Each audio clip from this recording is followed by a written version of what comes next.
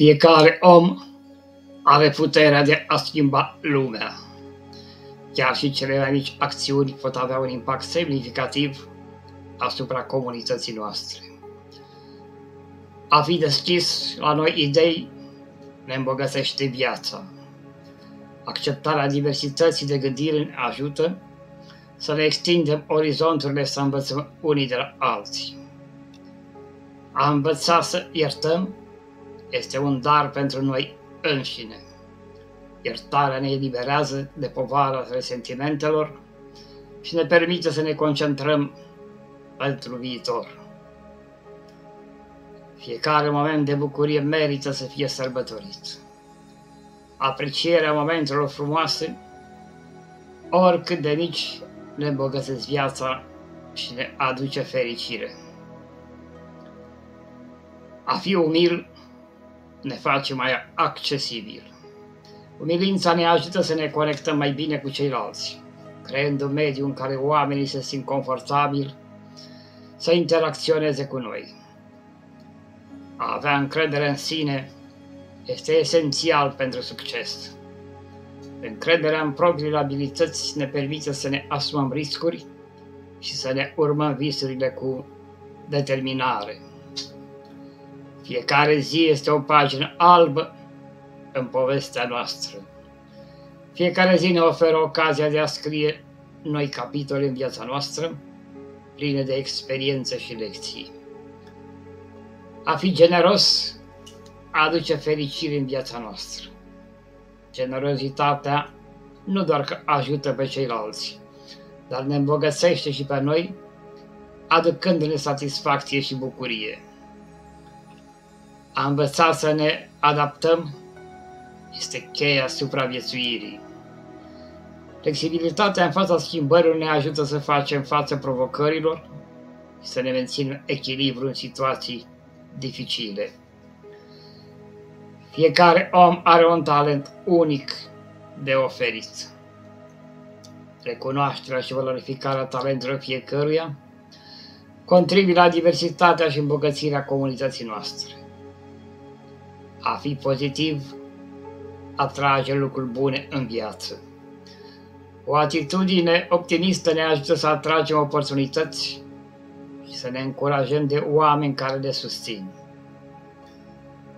A respecta diversitatea ne îmbogățește comunitatea.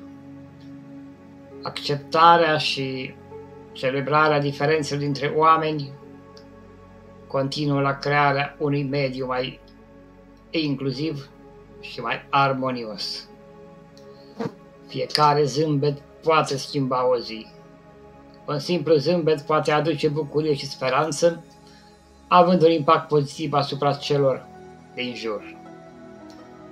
A fi curajos în fața fricii este un act de putere.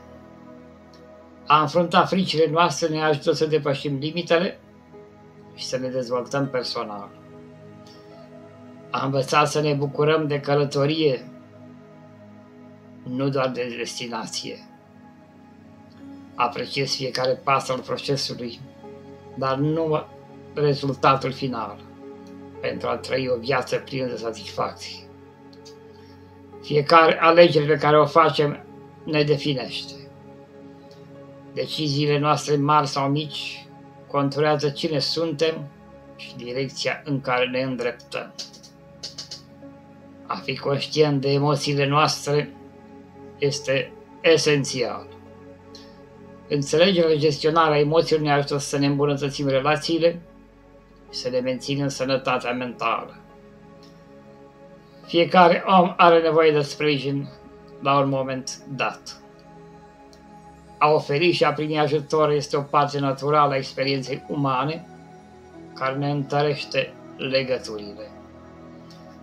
A fi deschis la critici constructive ne ajută întotdeauna să creștem. Feedback-urile sincere ne oferă oportunități de îmbunătățire și ne ajută să ne dezvoltăm abilitățile. Fiecare zi este o oportunitate de a face o diferență. Fiecare acțiune, oricât de mică, poate avea un impact un impact semnificativ asupra vieții altora. A învăța să ne ascultăm intuiția este extrem de important. Intuiția ne poate ghida în luarea deciziilor și ne ajută să ne conectăm cu adevărata noastră esență. Fiecare pas pe drumul nostru contează. Progresul se construiește prin pași mici, iar fiecare realizare contribuie la succesul final. A fi recunoscător pentru micile lucruri aduce fericire. Apreciați detaliile simple ale vieții, care adesea sunt cele mai valoroase și ne aduc bucurie. A învăța să ne gestionăm timpul este esențial pentru succes. O bună gestionare a timpului ne permite să ne concentrăm pe priorități și să ne atingem obiectivele.